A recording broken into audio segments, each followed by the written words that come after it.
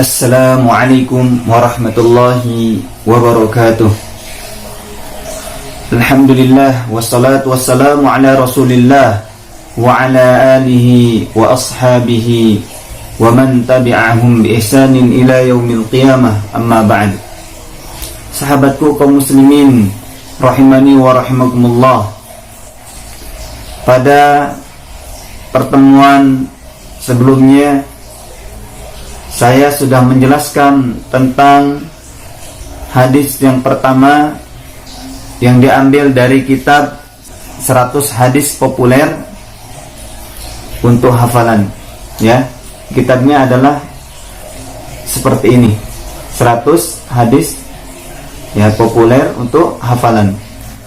Dalam video kali ini insyaallah saya akan melanjutkan hadis yang kedua dari kitab ini.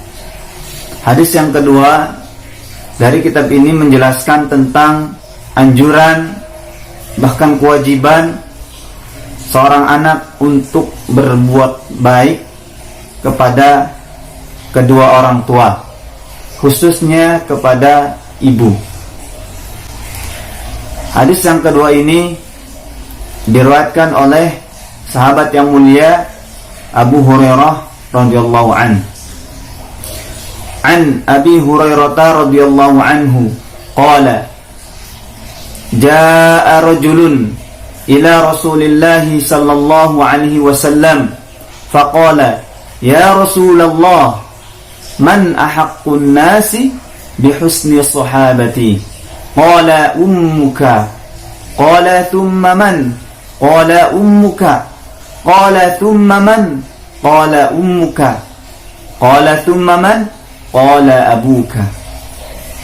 Muttafaqun alaih. Dalam hadis yang kedua ini Rasulullah sallallahu alaihi wasallam ditanya oleh salah seorang sahabat yang menemui Rasulullah sallallahu alaihi wasallam. Ia bertanya, "Wahai Rasulullah, siapakah di antara manusia yang lebih berhak aku berbuat baik kepadanya?" Beliau menjawab, "Ummuka, ibumu." Kemudian laki-laki ini bertanya lagi, "Kemudian siapa lagi, wahai Rasulullah?" "Ummuka." Kata Rasulullah menjawab kedua kalinya, "Ibumu." Kemudian ditanya lagi, "Qala tsumma man?"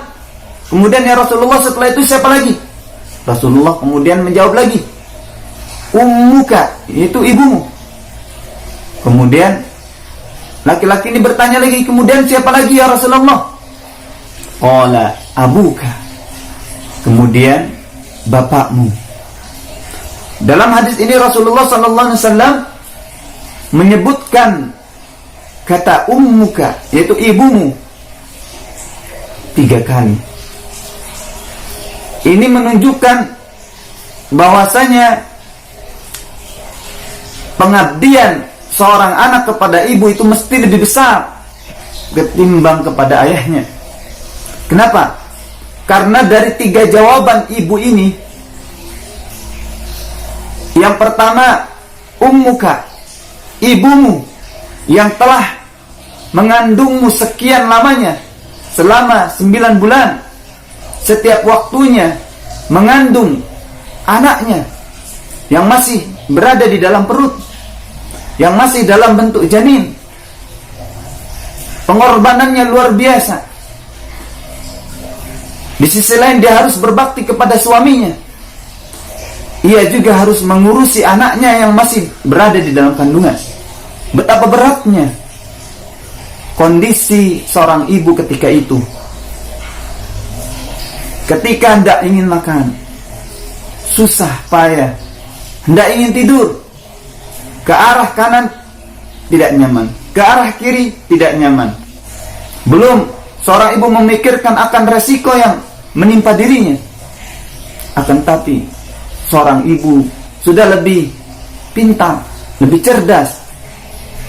Bagaimana caranya melindungi kandungannya dari serangan dalam ataupun serangan luar, dengan berbagai banyak macam caranya seorang ibu melakukan demi anaknya di dalam kandungannya. Sungguh hal ini sangatlah berat bagi seorang ibu. Kemudian qala ummuka, ibumu yang kedua kalinya, bahwa ibumu yang telah melahirkanmu. Ibumu yang telah melahirkanmu susah payah. Ia harus mengeluarkan dirimu dari perutnya sampai keluar dengan selamat. Bukan hanya menyelamatkan dirinya saja, akan tetapi menyelamatkan bayinya ketika keluar. Sungguh ini adalah pengorbanan yang sangat luar biasa. Bahkan dijelaskan dalam Al-Quran surah Luqman. Di sana dijelaskan wahnan ala wahnin, derita di atas derita. Ibarat 1000 penyakit di alam dunia ini yang menimpa seketika itu. Betapa sakitnya seorang ibu ketika melahirkan anaknya. Belum dia mengorbankan nyawanya, selamat atau tidak, antara hidup dan mati. Inilah pengorbanan seorang ibu ketika ia melahirkan dirimu, ketika ia melahirkan kita sebagai seorang anak. Kemudian qala ummuka, ketiga kalinya Rasulullah menjawab ummuka, ibumu. Kenapa? Karena ibumu yang menyusuimu, ibumu yang mengasuhmu. Sungguh berat pengorbanan ibu. 3 masa seorang ibu melakukan pengorbanan yang sangat luar biasa. Ketika menyusui dirimu, pagi, siang, malam, engkau menangis.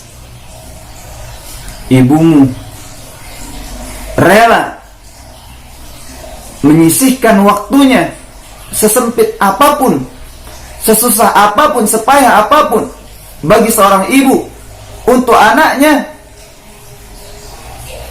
Itu adalah sebuah keharusan bagi seorang ibu. Bagaimana caranya anaknya dia kenyang, tertawa, senyum, diberikan susuan, sampai kemudian ibu menyapihnya, memberikan konsumsi yang lain selain ASI. Saya merasakan itu ketika melihat istri saya setiap hari, pagi, siang, malam, ketika anaknya menangis, langsung respon.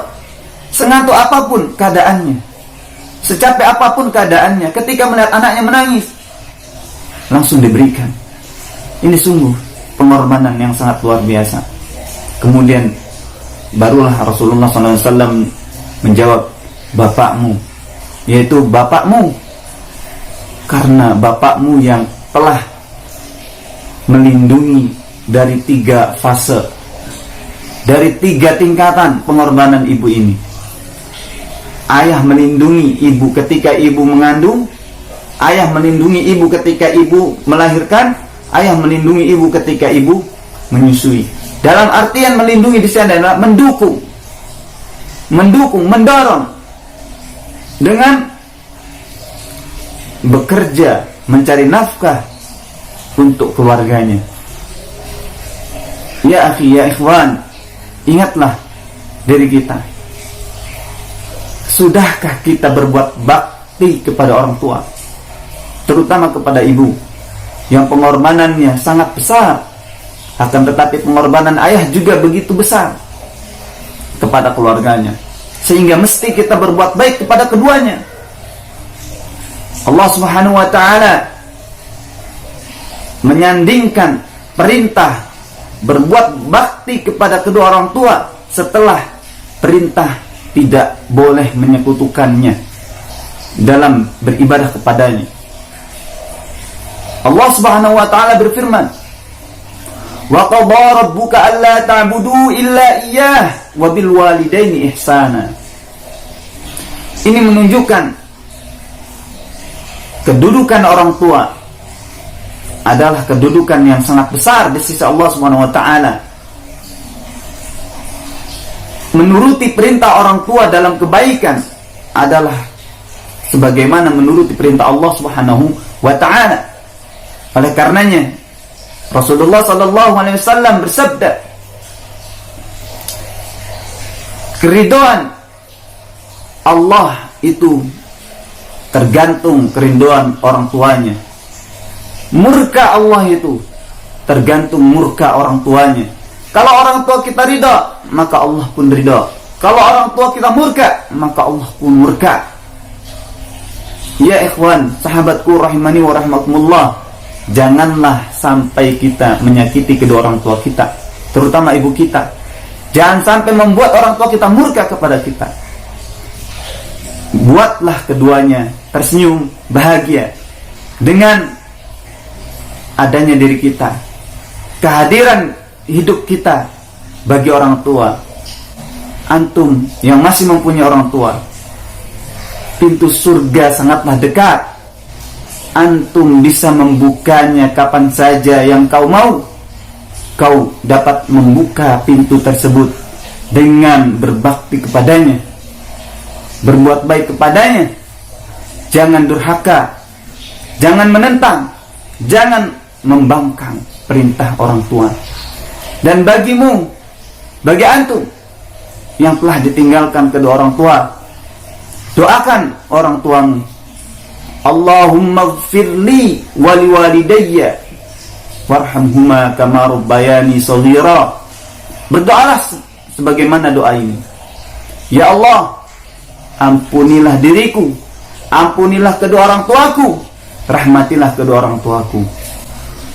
Dan berdoalah semoga Allah SWT mengampuni dosa-dosanya, memasukkannya ke dalam surga Allah Subhanahu wa ta'ala.